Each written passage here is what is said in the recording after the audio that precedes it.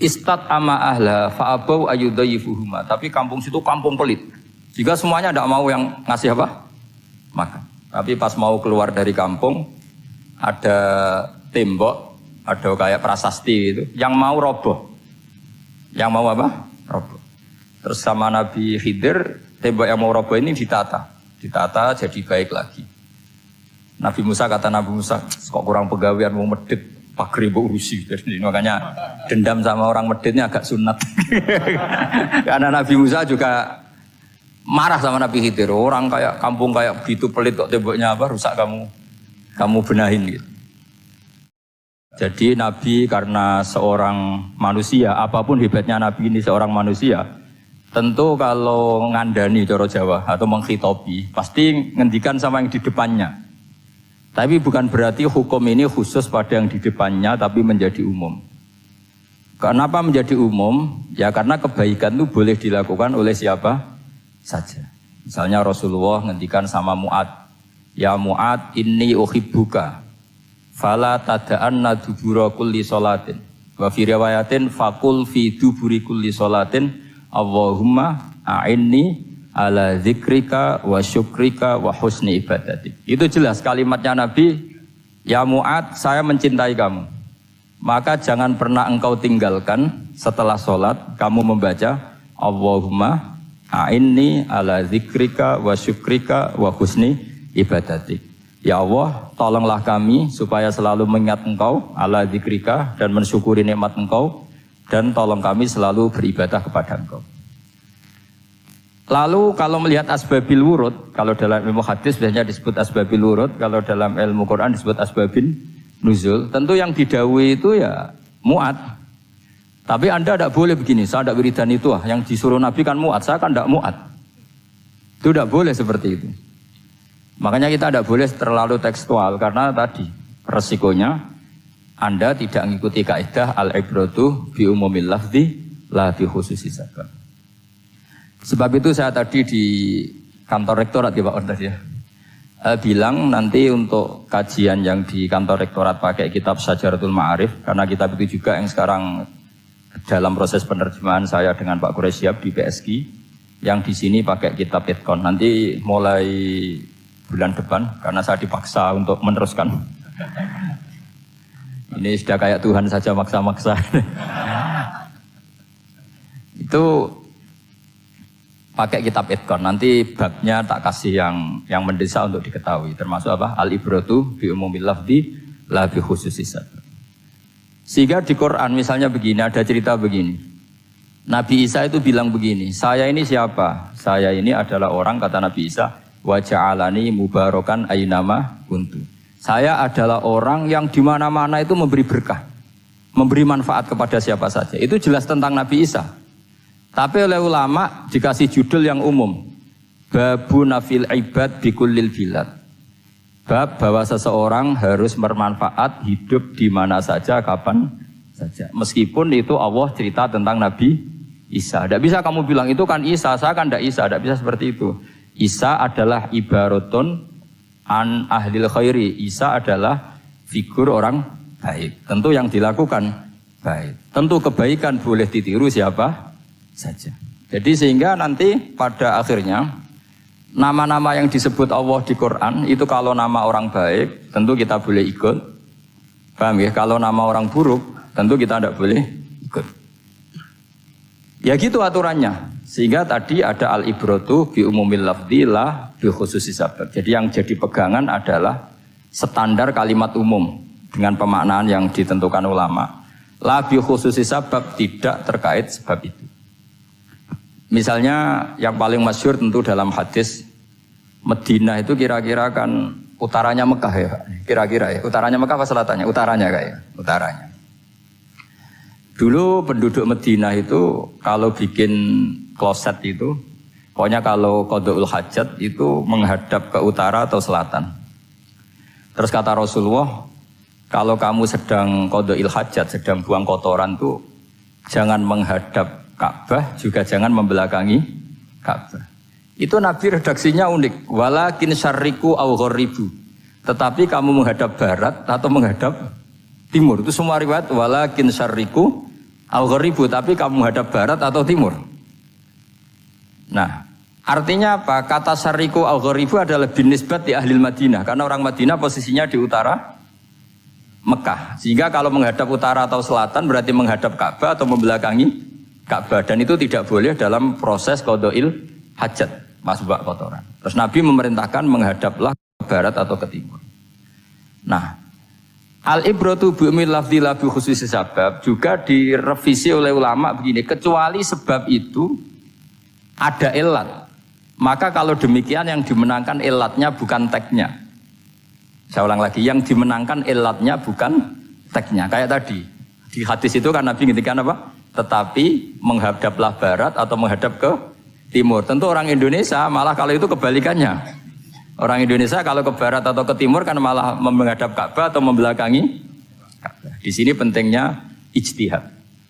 Dan ijtihad ini lazim, bukan harus Imam Syafi'i atau Imam Malik. Semua orang normal pasti tahu proporsi kalimat tadi. Karena ada aturan al-hukmu yaduru ma'ilatihi wujudan wa adaman. Itu seterusnya. Ini penting saya utarakan. Sehingga ketika Rasulullah sedekah dengan dinar dikasihkan fakir miskin atau dirham dikasihkan fakir miskin, pikirannya ulama adalah sedekah dengan mata uang yang berlaku saat itu. Tidak selalu ditetapkan dinar atau dirham. Begitu juga ketika Rasulullah dulu zakat fitrah pakai susu kering atau pakai kurma atau pakai gandum. Ulama semua bilang yang penting kuti ahlil balad. Yang penting makanan pokok di negara itu. Dalam konteks Indonesia tentu apa? Beras. Ini penting saya utarakan karena tanpa mengkaji ulumul Quran seperti ini, dan kita insya Allah bulan depan saya langsung bawa kitab Itqan. Di situ ada beberapa contoh. Harus seperti itu. Karena kalau tidak terikat sebab, itu nanti takutnya ayat umum menjadi liar. Misalnya begini, pernah ada aliran sesat dulu. Kebetulan di Jogja itu saya lihat di TV. Entah salah kiainya, entah salah dosennya, entah salah siapa. Atau salah orangnya agak stres, tidak tahu saya. Semoga salah orangnya itu sholat menghadap 4 arah. Alasannya Allah nggak ada di mana-mana, ya sudah di barat, rakaat kedua ke utara, rakaat ketiga ke timur, rakaat keempat ke selatan. Ya, itu uniknya itu ngawurnya lah, bukan uniknya. Ngawurnya itu dalil fa'ina matuwallu fasamma wajhuwa. Kamu hadap kemana saja di sana dari itu Allah. Sehingga semua ulama ketika bikin kaidah al-ibratu bi'umil lafzi la bi khususi sabab selalu menyertakan kecuali khususus sabab ini ada illatul hukmi. Maka itu enggak jadi. Kayak ayat tadi, kalau kamu pakai umumnya lafaz itu kan boleh sholat menghadap mana saja. Nah makanya Imam Syafi'i ketika ditanya, lalu ayat ini proporsinya gimana? Kata beliau, fis safar. Orang yang sedang di pesawat, mau sholat, tentu masuknya fasamma wajwa. Jadi dalam kondisi bepergian, yang kita ingin sholat, maka pakainya ayat seperti itu. Tapi kalau kondisi nomor, fawal diwajaka syatrul masjidil haram. Jadi makanya ini penting ngaji ulumul Quran. Kita tidak bisa hanya megang terjemah atau megang apa, kemudian kita fatwa atas nama Quran dan hadis. Sehingga dulu syaratnya memang ketat, harus hafal Quran, hafal hadis, menguasai usul fikih, menguasai macam-macam. Karena tanpa itu memang tidak bisa. Sampai Ibnu Abbas ngendikan, kamu jangan pernah fatwa pakai Quran. Fa inna lahu wujuhan katsirah, karena Quran punya sisi yang banyak. Walakin hajuhum bisunnah. Kalau kamu adu hujjah, pakailah sunnah Rasulullah SAW. Karena di situ penjelasan Quran. Misalnya tadi Rasulullah ketika kondisi normal pasti sholat menghadap Ka'bah. Jadi kalau bepergian nanti unta, kata riwayat-riwayat, ainama tawajjahat bihi rakhilatuh, kemana saja posisi unta menghadap. Ada ulama berpendapat itu khusus sholat sunat. Kalau sholat fardu dalam kondisi ada punya mobil harus berhenti. Ini madzhab Syafi'i. Jika misalnya saya, Pak Arsoyo, Pak On, bawa kijang, mobilnya sendiri. Kalau sholat fardu jangan mentang-mentang pakai kendaraan terus menghadap sekenanya. Kalau mau ke Banyuwangi berarti menghadap ke timur, itu yang boleh hanya sholat sunat. Kalau sholat fardu harus berhenti. Karena kijang ini dalam kendali Anda. Kecuali dalam surah yang kendaraannya tidak dalam kendali Anda. Misalnya kita naik pesawat. Jadi harus dibedakan. Jangan mentang-mentang Nabi sholat di onta kemana saja menghadap. Tapi konteksnya kan onta ini, cara berpikir onta ini dalam kendali Nabi. Tapi kalau pesawat kan tidak. Jelas ya? Jadi makanya ini pentingnya proporsional. Jadi kalau kita naik Kijang misalnya mau ke Banyuwangi, kalau waktu duhur ingin sholat ya harus berhenti. Karena yang aina matawat jahat bihi rokhilatuh, kemana saja kendaraan membawa kita itu dalam konteks sholat apa? Sunnah. Jadi ini pentingnya ulama. Ini yang dikatakan al ulama warasatul apa? Anbiya. Karena sanad ini musalsal terurut sampai Rasulullah SAW. Terus ada lagi ayat umum yang akhirnya jadi judul umum. Misalnya begini. Kita tahu cerita Nabi Khidir, di antara ceritanya ada satu kampung itu pelit. Makanya orang pelit itu wajib didendami. Karena Nabi pun itu baik-baiknya orang. Kalau sama orang pelit tetap dendam. Karena buruk-buruknya orang itu orang pelit. Tahu kan alamatnya orang pelit? Qoribun minan nar, ya dekat-dekat neraka itu. Karena al-bakhil qoribun minan nar, ba'idun minal jannah. Jadi kalau sama tanya alamatnya ya dekat-dekat neraka. Singkat cerita Nabi Musa dan Nabi Khidir itu kecapean sekali masuk satu kampung. Karena saking kecapean lapar minta kampung itu menyediakan makanan. Istatama itu mereka minta makan saking laparnya, saking karena di perjalanan yang melelahkan. Istatama ahla fa'abau ayyudayyifuhuma. Tapi kampung situ kampung pelit. Jika semuanya tidak mau yang ngasih apa? Makan. Tapi pas mau keluar dari kampung ada tembok, ada kayak prasasti gitu, yang mau roboh. Yang mau apa? Roboh. Terus sama Nabi Khidir, tembok yang mau roboh ini ditata jadi baik lagi. Nabi Musa kata Nabi Musa, kok kurang pegawaian mau medit, pagri bu urusi. Jadi makanya dendam sama orang meditnya agak sunat. Karena Nabi Musa juga marah sama Nabi Khidir, orang kayak kampung kayak begitu pelit kok temboknya apa rusak kamu benahin gitu. Terus Nabi Khidir menjawab, wa amal jidaru fakana lulamaini yatimaini fil madinati wa kana tahtahu kanzul lahuma wa kana abuhuma sholiha. Begini loh, tembok ini adalah penyimpan harta. Penyimpan harta untuk anak yatim. Bapaknya dulu itu soleh. Artinya terus dibabkan oleh ulama, babu ikrami sibyanil mu'minin. Bab kita memuliakan anak-anak orang soleh. Sehingga dalam adat kita menghormati Habib, menghormati Gus, menghormati anak pahlawan, menghormati orang-orang yang dulu berjuang kepada untuk Indonesia. Karena di antara yang dipertimbangkan Nabi Khidir adalah wa kana abuhuma sholihah. Tentu kita menghormati putra-putri yang dulu mendirikan UII, macam-macam. Ya tentu proporsional, tapi tetap saja dapat poin dulu atas nama putra pahlawan, putra orang-orang soleh. Karena Nabi Khidir ketika mempertimbangkan itu, alasannya wa kana abuhuma sholihah. Fa'arada rabbuka yablugha ashuddahuma wastakhrijakan zahuma.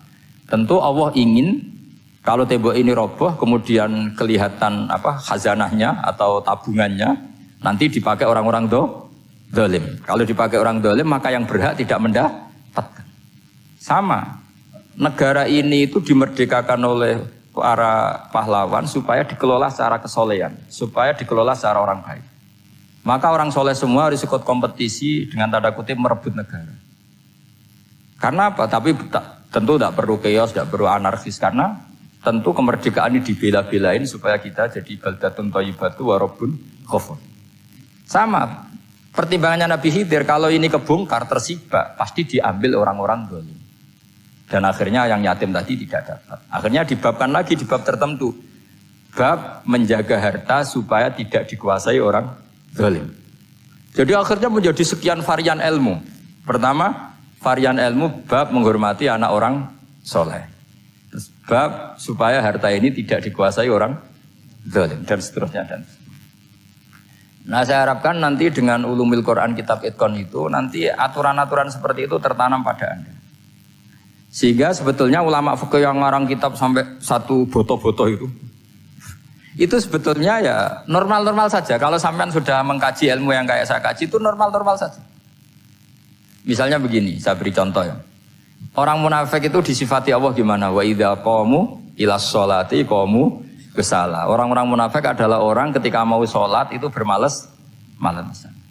Terus kitab Fathul Mu'in atau Fathul Wahab atau kitab semua kitab fikih bikin judul gini.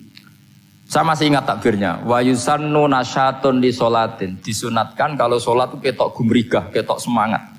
Fa inna Allaha ta'ala dzamma tarikihi, karena Allah mengkritik atau menyalahkan orang yang kalau sholat itu tidak nasyat, tidak gumregah, tidak semangat. Mergo seperti itu adalah fi'lul munafikin, perilakunya orang munafik. Terus ditulis wa idza qamu ila sholati qamu kusala. Artinya di situ Allah mengkritik orang munafik. Kenapa? Karena kalau sholat malas-malesan. Anda ingin bersifat kayak orang munafik apa bersifat kayak Rasulullah? Tentu ingin seperti Rasulullah. Kalau ingin seperti Rasulullah ya wasari'u ila maghfiratim mir rabbikum. Kalau ada kebaikan harus cepat-cepat, harus disegerakan. Nah, sehingga nanti babnya ya sudah tidak tentang orang munafik. Babnya begini, babul musara'ah ilal khairat wa tarkil kasli. Bab bergesa-gesa atau bergegas dalam kebaikan dan meninggalkan malas. Jadi tidak lagi tentang sholat tapi tentang kebaikan apa saja. Jadi kalau kamu punya hutang bisa nyaur jam 7, nyaur jam 9 pasti disalahkan Allah. Karena bisa saja dalam 2 jam ini kita mati. Paham ya? Begitu juga kalau kita sholat bisa awalal waktu, kenapa tidak awalal waktu? Meskipun akhir waktu ya dibolehkan. Itu ya tadi babnya ya tentang wa idza qamu, orang munafik itu ya seperti itu. Akhirnya apa? Ayat ini turun tentang orang munafik tapi pemaknaannya umum. Ini disaksikan apa? Orang-orang tua kita ini ada Pak Ersoya, ada Pak On. Pemahaman ini harus dikawal dan ini tradisi ulama. Saya pastikan di pondok-pondok atau di Al-Azhar di mana saja, itqan itu dipakai disertasi dokter. Jadi kalau betul nanti kita mengkaji itu sudah dokter semua, dokter tafsir semua. Dadaan maksudnya. Memang itu mau tidak mau dan itu mudah sekali. Saya ulang lagi itu mudah sekali. Kenapa kata Imam Syafi'i fa innal uqula mutarratun ila qabril haqqi, karena akal itu dipaksa untuk menerima kebenaran. Ciri utama kebenaran kata Rasulullah matma'an nabi qabr. Jadi menerima itu pasti clear. Makanya disebut kebenaran itu ma'ruf, mudah dikenali. Sesuatu yang salah bahasa Arabnya itu mungkar, angkarohul aklu. Akal itu tidak nyaman. Makanya disebut apa? Munkar, sesuatu yang diingkari. Akal itu asing. Ya asing tuh misalnya, sepeda motor ini milik siapa? Milik Zaid. Ya sudah lah saya pakai, tidak usah pamit. Akal pasti, ini kok aneh, kok nggak milik orang kok nggak pamit. Akal pasti nggak terima. Makanya agama itu hanya menerima al-ma'ruf yang mudah dikenali dan menolak al-mungkar, sesuatu yang akal itu nggak terima. Jadi Imam Bukhari ketika ditanya, kenapa kamu salim itu bisa mensarai sanad-sanad Rasulullah? Kata beliau, kalau kamu akalnya normal itu ya gampang saja. Terus ditanya, contohkan. Beliau contohnya begini. Pernah syurrahul hadis, para pensarah hadis itu habis otaknya. Gara-gara Imam Bukhari bikin judul begini.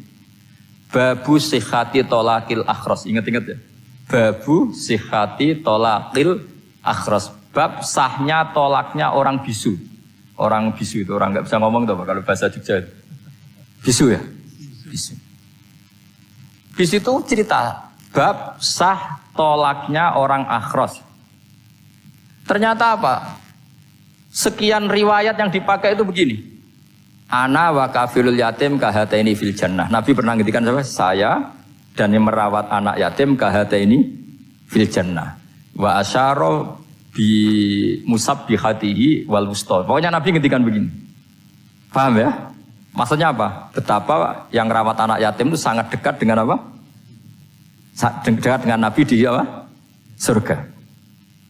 Terus hadisnya berikutnya, asyahru hakada pakai tangan 10, ahakada wa hakada wa hakada berarti 30. Asyahru hakada wa hakada wa hakada berarti berapa? 29.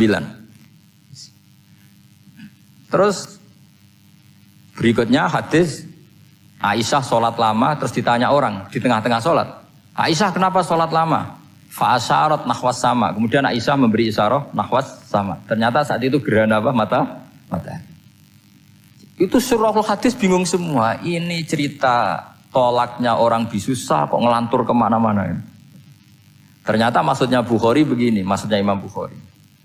Penjelasan yang namanya tolak itu kan sihot. Ya sihot. Tahu sihot akad lah kalau dalam bahasa Jogja mungkin. Kalau kamu nikah kan angkah tuka wazawazwa terus bilang apa qabil tu nikahha wa taswiyah. Terus kalau kamu menceraikan istri kamu bilang kamu saya ceraikan. Yang dikatakan sihot itu adalah ekspresi atau implementasi dari sesuatu. Misalnya kamu ingin tolak, bilang saja tolak. Kalau kamu ingin muji orang, bilang saja begini. Pasti itu maknanya muji. Kalau ingin mencemooh, bilang begini. Nah, artinya gini, kalimat itu bisa diganti isyarah. Saya ulang lagi, kalimat itu bisa diganti. Buktinya Nabi mengisyaratkan saya dekat bilang begini. Paham ya? Aisyah bilang gerhana hanya bilang begini. Nah, kalau begitu orang yang bisu ya punya cara menceraikannya. Dia cukup melakukan isyarat. Yang isyarat itu pasti difahami sebagai cerai.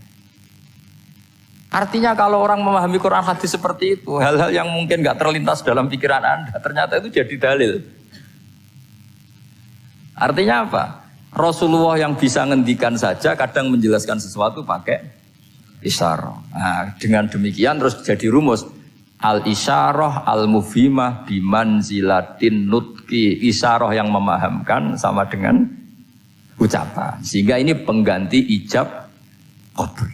Nah, itu cara-cara memahami istihad, memahami Quran dan hadis. Caranya gimana? Kita harus belajar ulumul Quran. Ya, perangkat yang dipakai seluruh dunia termasuk kitab Itqan itu. Dan kitab Sajaratul Ma'arif itu yang saya kaji dan dikaji seluruh ulama di dunia. Karena saya tidak biasa ngaji tanpa kitab-kitab yang perlu kita kaji. Saya sendiri itu bisa seperti ini ya barokahnya kitab-kitab itu. Jadi gak terlintas tapi ya tadi. Rasulullah yang bisa ngendikan saja, sering iktifa, sering ngalap cukup dengan apa? Isyarah. Oh kalau gitu berarti al-isyarah bimanzilatin nutki. Isyarah itu sama dengan ijab dan qabul. Apalagi ini orang akhros, orang bisu yang nggak bisa ngomong. Lalu kalau tolak kayak apa, kalau nikah kayak apa? Ya, tapi Imam Bukhari itu uniknya tadi bikin judul Babu Sihati Tolakil Akhros, kemudian cerita anak wa kafilul yatim. Nah, itu kalau orang kan nggak sambung, ini sambungnya di mana? Kok malah cerita anak yatim? Ternyata kata kuncinya kahata ini seperti ini dan orang paham sangat sangat. Makanya hati-hati dengan isyarah karena kalau itu betul mengganti lafadz, berarti Anda kalau nyuwun sewu melafadzkan tolak terganti isyarah, ya agak masalah itu. Tapi semoga enggak lah. Istri satu kok dicerai nanti nggak punya istri, nanti malah repot. Tapi ini kan saya cerita ilmu saja. Ya saya cerita apa? Cerita ilmu. Jadi kalau ada orang bilang semua yang ada di dunia itu ada di Quran. Itu caranya ya seperti ini. Jangan kayak orang-orang yang terlalu tekstual. Karena kalau seperti ini pasti semua ada di dunia itu ada di Quran. Karena cara pemahamannya seperti ini. Saya sering ditanya kenapa bumi ada likuifaksi macam-macam. Memang dari Quran bayangannya Quran seperti itu. Amin tuman fis sama ayyakhsifa bikumul ardo fa idza hiya tamur. Memang dari awal Allah bikin bumi ini potensinya malah likuifaksi. Potensinya itu melumer. Tamur itu memang maknanya melumer. Dan ketika Allah nyifati bumi wal ardi dzatis sod, sod itu maknanya pecah. Dan Allah tidak sekedar mengatakan pecah, dzatis sod sifat dasar bumi itu mudah pecah. Jadi kalau dzat itu sifat dasar. Jadi meskipun Quran tidak meneliti spesifik kayak para ahli gempa, tapi dari awal Allah ngendikan bumi itu dzatis sod wal ardi dzatis sod. Bumi adalah berkarakter pecah. Kenapa berkarakter pecah? Karena dari awal bumi ini lempengan-lempengan. Di Qurannya dijelaskan gitu. Wa fil ardi qita'um mutajawirat. Bumi ya kelihatannya banyak, kelihatan satu, sebetulnya dari qit'ah, dari potongan. Nah, qit'ah itu jamaknya qita'. Terus disebut mutajawirat, saling berdampingan. Kalau dalam bahasa Arab berdampingan itu berarti sel-selnya beda. Kalau bahasa Arab bilang sesuatu yang bercampur namanya mukhalatoh, jadi satu. Kalau yang beda jenis namanya mujawarah. Nah, Al-Quran itu bilang wafil ardi qita'um mutajawirat. Bumi ini karakternya per potongan-potongannya karakternya beda. Sehingga memang potensinya bumi ini hancur. Apalagi dari awal memang dipersiapkan mau dihancurin. Makanya nggak usah takut kiamat. Memang rencana Tuhan mau dihancurin. Makanya sanggup takwa saja. Kalau ingin menghentikan penghancuran ini tidak bisa. Itu sudah dalam rencana Tuhan pasti dihancurin. Makanya kalau orang sufi ditanya, kenapa tidak bangun rumah? Tuhan aja mau rencana menghancurin bumi, kok saya rumah tak tata nanti juga hancur. Ya. Tapi kalau di Islam kota saya ngomong gitu kan dia wah ini orang nggak jelas ini. Gitu. Padahal yang kedonyan itu yang nggak jelas sebetulnya. Tapi ini saya cerita jadi supaya UII ya, yang didirikan ulama-ulama. Saya masih ingat ketika Profesor Zaini cerita, Pak Zaini saya ini kan kiai, saya tidak punya gelar apa kok jangan minta bantuan ini. Katanya Pak Zaini dulu UI ya didirikan banyak kiai dan sebagian pendirinya juga nggak punya gelar katanya. Gitu. Tapi mendingan gak punya gelar manfaat daripada punya gelar gak manfaat. Malah problem. Tapi ya nggak masalah. Sudah ada manfaat, tidak punya gelar malah repot lagi. Sudah cara berpikir gitu saja. Sudah. Pokoknya sementing semuanya baik apa saja. Jadi nanti setelah sampean mengkaji ulumul Quran ya tadi seperti yang dikatakan Imam Syafi'i itu gampang sekali. Kenapa gampang? Karena fa'innal uqula muttarratun ila qabulil haq. Akal ini pasti dipaksa untuk menerima kebenaran. Kayak saya berkali-kali ditanya sama seorang kiai, kenapa sih Gus masalah la ilaha illallah kok sampai Nabi ngendikan wa in zana wa in saraka. Siapapun yang melafadzkan la ilaha illallah Muhammadur Rasulullah itu suatu saat pasti masuk surga. Meskipun dia pernah zina, pernah maling. Itu jelas teks hadis di Bukhari, di Muslim wa in zana wa in saraka. Meskipun zina dan ini bukan berarti Nabi melegalkan perzinahan, enggak, ma'adzallah, enggak akan terjadi. Nabi melegalkan perzinahan. Tapi Nabi ingin ngendikan begini. Absolutisme kebenaran itu tidak terganggu oleh kesolehan dan kefasikan. Karena kebenaran absolut siapapun akan ngomong seperti itu. Saya berkali-kali nyontohkan, Rektor Al-Azhar akan bilang 1 tambah 1, 2. Lonte ya bilang 2, koruptor ya bilang 2, KPK ya bilang 2, 01 ya bilang 2, 02 ya bilang 2. Karena absolutisme kebenaran. Dan Nabi itu ingin mengatakan bahwa Allah Tuhan ini kebenaran sejati. Sehingga siapapun yang melafadzkan sah. Jika orang yang kafir 70 tahun sekali melafadzkan syahadat, sah. Tidak usah begini. Pak kafir, soleh dulu ya beberapa tahun gitu. Baru Anda sah melafadzkan kalimat la ilaha. Tidak ada seperti itu. Semua ulama ijma, orang kafir 70 tahun melafadzkan la ilaha illallah sekali, langsung menjadi Muslim. Kenapa sah? Kebenaran absolut tidak bersyarat kesolehan maupun kefasikan. Ya kata tadi, orang bilang 1 tambah 1 harus profesor apa anak TK boleh? Jangan mentang-mentang profesor, doktor, rektor, UGM, atau UI. Tadi anak kecil bilang berapa 1 tambah 1, 2. Sudah aku tak bilang 4. Tidak bisa. Kebenaran absolut itu orang akan sepak. Nah, Quran itu termasuk kebenarannya absolut. Maka harusnya siapapun bisa memahami Quran. Termasuk orang yang sebelum Islam. Sekarang saya tanya ke sampean, ketika Umar masuk Islam karena dengar Quran, itu dulu dengarnya apa dulu Islamnya? Dulu dengarnya, dan dia paham. Wa ma huwa min kalamil basar, ini tidak mungkin omongan manusia seindah ini. Karena mudah difahami Quran. Nah sekarang enggak, karena ada sistem akademik. Itu terus orang macam-macam urutannya. Jadi repot sekarang.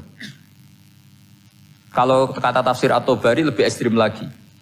Idla yuqalu masalan ifham bima la aklalak. Jadi orang-orang kafir ini kan, orang-orang kafir Mekah ini kan Rasulullah jadi nabi ini kan semua orang masih kafir. Gak ada mahasiswa UI, gak ada orang NU, gak ada orang Muhammadiyah. Semuanya orang kafir, semuanya masih kafir. Terus Nabi membawa Quran, maka khitab pertama itu bukan ya ayuhan nahdiyun, ya ayuhal muhammadiyun. Khitab pertama kul ya ayuhal kafirun, karena pendengarnya semuanya kafir. Dan itu mereka paham. Tapi nanti soal hidayat nomor 2, tapi mereka itu yang jelas paham. Sehingga banyak orang kafir yang menjadi muslim karena mendengar Al-Quran. Jadi ini penting diketahui karena kebenaran itu milik siapa saja dan akan mudah difahami. Kayak tadi, kalau 1 tambah 1, 2 itu rektor ya bilang 2, anak TK ya bilang 2, musuh kamu ya bilang 2, kamu atas nama sentimen dengan musuh pun tetap bilang. Nah di sini kadang Nabi ngendikan mangqala la ilaha illallah dakhalal jannah wa in zana wa in saraka. Proporsinya seperti itu, bukan berarti Nabi melegalkan zina, bahwa kalimat ini kalimat yang kebenarannya absolut sehingga siapapun sah mengatakan itu, meyakini itu meskipun punya masa lalu seperti itu. Jadi jangan salah makna terus Nabi melegalkan, tidak sama sekali. Jadi saya mohon ini jadikan satu ilmu, bahwa ilmu adalah tetap apa? Sehingga ada ayat kulil ladzina kafaru iyantahu yughfar lahum ma qad salam. Katakan kepada orang-orang kafir sekali menghentikan kekafirannya yughfar lahum ma qad salam, maka kekafiran di masa lalu dianggap hilang dan dia hanya dengan status yang sekarang yaitu seorang mukmin. Karena dia disahkan melafadzkan la ilaha